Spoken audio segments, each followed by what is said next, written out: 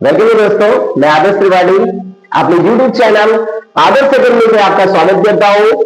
दोस्तों, आपको पढ़ाना है आज एक बुक है ज्योग्राफी, और ज्योग्राफी का एक चैप्टर है एग्रीकल्चर, जिसे बोला जाता है कृषि। तो इसके बारे में बताना है। बहुत ही इंपॉर्टेंट चैप्टर है दोस्तों आपके लिए। ओपन एंडेड क्वेश्चन लेकर के आता है ना, बोर्ड एग्जामिनेशन में बोल करके आता है। याद रखिएगा, फर्स्टली रबी, दूसरा खरीफ और तीसरा ये जायद। ओपन एंडेड क्वेश्चन है कि मैं आऊंगा, तुम मुझे सही करके बताओ। तो हम पढ़ते हैं इसके बारे में, और एग्रीकल्चर क्या होती है इसके बारे में डिटेल समझते हैं। क्या दिया है? India is an agriculturally important country. Bharat एक कृषि प्रधान देश है ना। अब देखिएगा, 2/3 of the its population engaged in the agriculture activities। 2/3, 2/3 Bharat की जनसंख्या इसमें इंगेज है ना। किसमें? एग्रीकल्चर। 2/3 आपको लिखा है इंगेज है, किसमें? सम्मिलित है, किसमें? एग्रीकल्चर, कृषि में। आगे क्या बताता है? Agriculture is a primary activity which produce, एक हमारी प्राथमिक क्या है? उत्पादन करने वाली स्रोत है। Most of the food that we consume, जिसे हम खपत करते हैं, है ना। Agriculture has been the backbone, बताया जाता है कि एग्रीकल्चर, भारत जो कृषि है, ये भारत की बैकबोन कहलाती है, अर्थात हड्डी कहलाती है ऑफ इंडियन इकोनॉमी, भारतीय इकोनॉमी में। Through its share in the crops domestic product GDP. याद रखिएगा दोस्तों, एमसीक्यू में या बार बार आपसे ये क्वेश्चन पूछा जाता है, जीडीपी क्या होता है, इसका पूरा नाम क्या होता है? तो ग्रॉस डोमेस्टिक प्रोडक्ट, इसे हिंदी में बोला जाता है सकल घरेलू उत्पाद।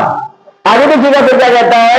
इन 2010 and 11 about 52% of Indian total work, Bharat का लगभग इंप्लाई वर्क, इंप्लाई समझिए मतलब लगभग 52% लोग इसमें से होते हैं। किसमें? कृषि में। 2011 की रिपोर्ट है, लगभग 52% लोग। आगे क्या बताता है? Which needs more than half 1/2 of Indian population dependent on agriculture for sustain।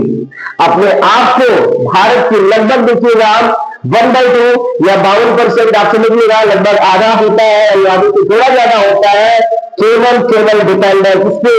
कृषि पे डिपेंड है। नीचे देखिएगा ये दोस्तों ओपन है, बार बार पूछता है। एक आपको दिया है रबी, दूसरा है खरीफ और तीसरा है जायद। ये तीन फसलें। पहला है रबी। रबी क्या होती है? कौन सी फसल होती है? कब उगाई जाती है? कब ये काटी जाती है? क्या प्रोडक्शन होता है? इसके बारे में पूरा डिटेल हम समझते हैं।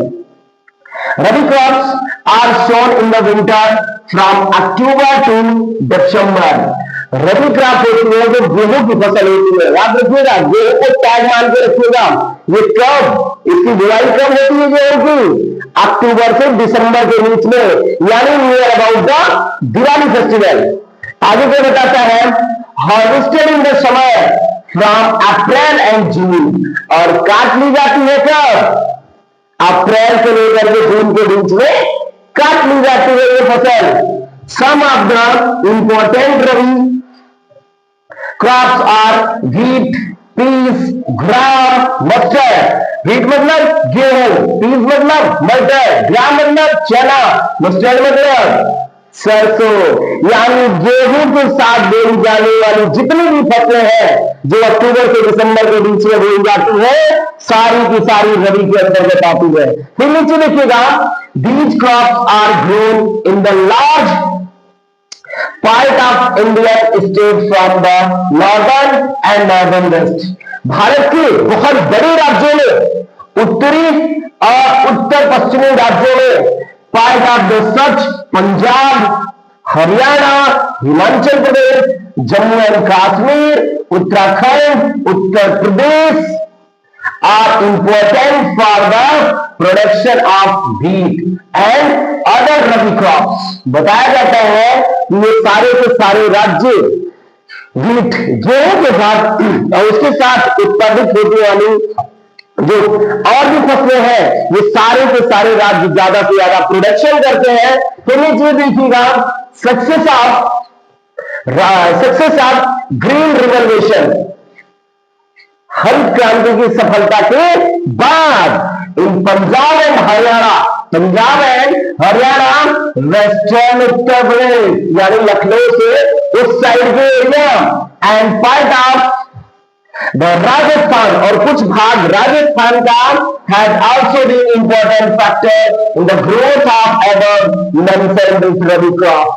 एक बहुत बड़ी भूमिका निभाते हैं किसमें? रबी की फसलों में। थैंक यू दोस्तों, अभी आपको मैंने बताया रबी, अब दूसरा पार्ट इसका पढ़ाते हैं क्या? खरीफ, है ना। खरीफ में पढ़ना है। खरीफ में देखिएगा, खरीफ crops are grown with the onset of the monsoon in a different part of the country. These are harvested. देखिए, रबी की खरीफ फसलों की जो बुआई होती है ना, ये किसका इंतजार करती है? मानसून का। मानसून मतलब वर्षा का। तो वर्षा के टाइम में ये मानसून, जो स्टार्टिंग मानसून का आगमन होता है, तब किसकी होती है?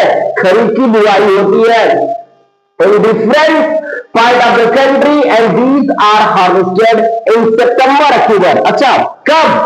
अप्रैल, जून जुलाई में आप लोगों ने देखा होगा इसकी बुआई हो जाएगी और सितंबर और अक्टूबर में अर्थात दिवाली के पहले तक से काट लिया जाता है।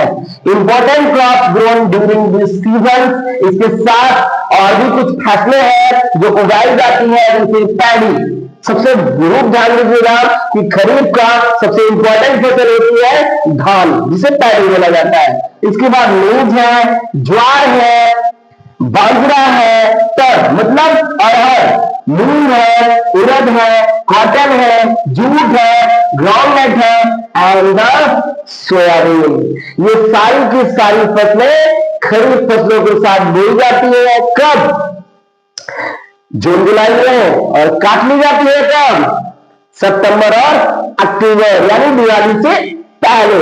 आगे क्या बताता है देखिएगा, Assam, West Bengal, coastal region, Odisha, Andhra Pradesh, Telangana, Tamil Nadu, Kerala and Maharashtra, particularly the Konkan coast, along with the Uttar Pradesh and the Bihar, ये सारी की सारी जगहों पे इनकी ज्यादा से ज्यादा मात्रा में किसकी उगाई होती है? खरीफ फसल की। फिर क्या बताते हैं? Paddy has also become an important crops of Punjab and Haryana states. Paddy, आप जान लीजिएगा, पंजाब और हरियाणा एक उभरता हुआ चेहरा है। किसके लिए? फूड प्रोडक्शन के लिए। देखिएगा, खरीफ में भी हमारे वो सबसे ज्यादा है और रबी में भी सबसे ज्यादा है। कितने? डेंसिटी के हिसाब से। फिर देखिएगा, state like Assam, West Bengal, Orissa, 3 crops of paddy are grown in a year। ऐसे राज्यों में किसको किसको अभी आप लोगों ने देखा है कि क्या बताया? असम, बंगाल, उड़ीसा एंड छत्तीसगढ़ नहीं लिखा गया है, लेकिन इसमें इंक्लूड कर लीजिएगा छत्तीसगढ़। ऐसे राज्य में केवल और केवल किसकी फसल होती है? खरीफ की, कोई और फसल नहीं है। कितनी बार? 3 बार उगाई जाती है ये पूरे ईयर, पूरे साल भर में। इसके बाद हमारा है अगला जायद। तीसरा हमारा कौन सा है? जायद। जायद को दोस्तों आप सीधा सीधा समझ में रखिएगा, क्या जायद फसल को पढ़िएगा सलाद। सीधा सीधा ट्रिक में रखिएगा सलाद। सलाद में यूज होने वाली जितनी भी चीजें हैं वो सब की सब जायद है। और इसका मतलब उत्पादन कितने दिनों में हो जाता है? मात्र 2 महीने में तैयार हो जाती है और मार्केट में बिक करके हमारे किसानों को ज्यादा से ज्यादा धन की प्राप्ति कराती है। देखो देखिएगा, zaid in the between rabi and kharif, rabi और खरीफ फसलों के बीच में season there are the short season during the summer month of note as the zaid season. जो गर्मी का टाइम होता है, अर्थात याद आप रखिएगा सब, मई जून जुलाई, ये 3 महीना किसके रूप में जाना जाता है? जायद के रूप में जाना जाता है।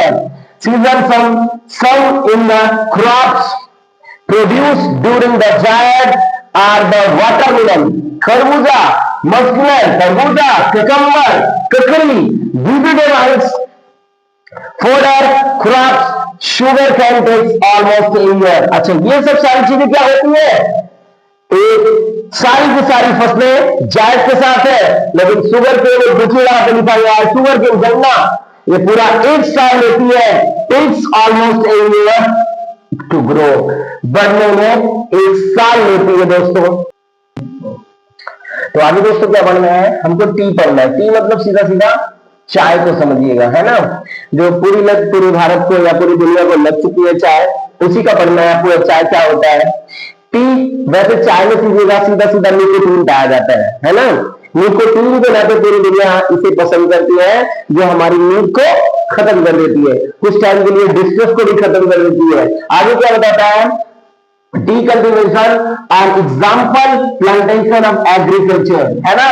ट्री हमारा जो कल्टीवेशन है, जो इसकी फसलें हैं, एक क्या है? इस प्रकार की ये भी कृषि का रूप धारण करती है। इट आल्सो इंपॉर्टेंट बेवरेज, ये क्या है? एक महत्वपूर्ण क्या है? पेय पदार्थ है ना। बेवरेज है, पेय पदार्थ है। Crops introduce in India initially by the British. बताया जाता है कि इस क्रॉप को, इस फसल को ब्रिटिश के द्वारा, यानी जो अंग्रेज थे उनके द्वारा भारत में इसे लाया गया।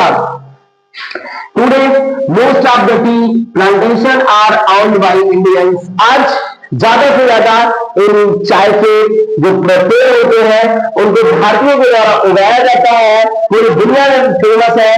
Major tea producing state are Assam, hills of the Darjeeling, याद रखिएगा, Assam, hills of the Darjeeling and आगे क्या बताता है? वैसे दार्जिलिंग आप देखिएगा कहां है? इस समय वेस्ट बंगाल में है, बट असम, न्यू जलपाईगुड़ी ये कहां है? ये भी वेस्ट बंगाल का क्या है? हमारा डिस्ट्रिक्ट है। दोनों डिस्ट्रिक्ट वेस्ट बंगाल है ना, जो आपको बताए गए हैं। जो दार्जिलिंग की हिल्स है और न्यू जलपाईगुड़ी की हिल्स है, ये जो पश्चिम बंगाल की जो पहाड़ियां हैं, इनमें क्या उगाई जाती है? ज्यादा से ज्यादा चाय उगाई जाती है। और कुछ राज्यों में और होती है, जैसे Tamil Nadu and Kerala. A part from these Himachal Pradesh, UK, Meghalaya are also tea producing states, यानी हिमाचल प्रदेश, मेघालय, उत्तराखंड, इसमें भी कुछ मात्रा में चाय उगाई जाती है। लेकिन सबसे ज्यादा फेमस क्या है? दार्जिलिंग की चाय और न्यू जलपाईगुड़ी की चाय। नीचे क्या बताता है? 2015 India was the second largest producer of the tea after China। 2015 में बताता है कि भारत पूरी दुनिया का दूसरा सबसे ज्यादा चाय उत्पादन करने वाला देश है। अब हम किससे क्या करते हैं? चाय तो पढ़ लिया, अभी पढ़ना क्या है? कॉफी। और कॉफी में क्या पाया जाता है? कैफीन पाया जाता है। और चाय में क्या पाया जाता है? निकोटीन पाया जाता है। तो हम कॉफी को पढ़ते हैं। कॉफी को देखिएगा, Indian coffee is known in the world for its good quality. Bharat की चाय, भारत की कॉफी अपनी गुणवत्ता के लिए पूरी दुनिया में जानी जाती है। फसलें देखिएगा, अरेबिका एक प्रकार की कॉफी है जो बहुत फेमस है। कभी कभी पूछा जाता है कौन सी फेमस कॉफी सबसे ज्यादा भारत में दिखती है? Arabica. Variety of initially brought from the Yemen. Yemen एक दूसरा देश है, वहां से अरेबिका नाम की एक कॉफी को लाया गया। Is produced in the country. This variety is great demand all over the world. इस वैरायटी की, अरेबिका की वैरायटी की कॉफी की मांग पूरी दुनिया में सबसे ज्यादा है। फिर क्या बताता है? It's cultivation to confined to the Nilgiri in Karnataka, Kerala and Tamil Nadu। सबसे ज्यादा कॉफी का उत्पादन करने वाला राज्य कौन है भारत का? कर्नाटका, कुछ मात्रा में केरल और कुछ मात्रा में तमिलनाडु आता है। तो दोस्तों ये बहुत अच्छा चैप्टर आपका रहा क्या, एग्रीकल्चर का, और मैं आशा करता हूं दोस्तों कि ये बहुत अच्छा चैप्टर होगा आपके लिए। पढ़ के जरूर जानिएगा एग्रीकल्चर, इसमें रबी खरीफ जायद, उसके बाद और भी उनकी फसलें, उनके उत्पादन का, उनके कटने का, उनकी बुआई का पूरा टाइम डाला गया। उसके बाद दो चीजें आपको इंपॉर्टेंट पढ़ाई गई, चाय पढ़ाया गया और कॉफी पढ़ाया गया। तो बहुत अच्छा नंबर देकर के आएगा दोस्तों। ये अगर चैनल आपको अच्छा लगा होगा, मेरा पढ़ाना आपको अच्छा लगा होगा, तो चैनल को सब्सक्राइब करिएगा और लाइक करना मत भूलिएगा। थैंक यू दोस्तों।